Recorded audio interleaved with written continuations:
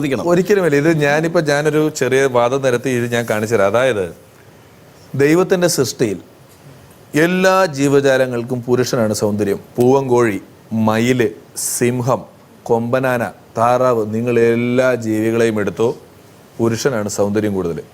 ജനിച്ചു കിടക്കുന്ന ആൺകുഞ്ഞിനെയും പെൺകുഞ്ഞിനെയും നോക്കുക, ഒരുപോലെ ഇരിക്കും.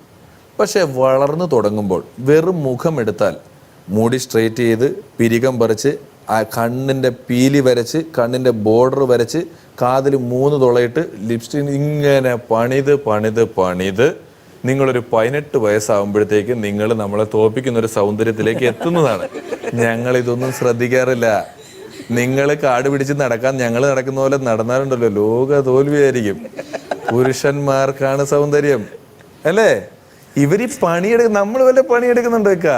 സൂര്യൻ ഉദിച്ച പോലെ എന്നെ പഠിപ്പിക്കുന്ന ടീച്ചർമാർ കൂളിംഗ് ഗ്ലാസ് വെച്ചോണ്ടാണ് പഠിപ്പിച്ചോണ്ടിരുന്നത്. അത്രയ്ക്ക് ബ്രൈറ്റ് സ്റ്റുഡന്റ് ആയിരുന്നു ഞാൻ.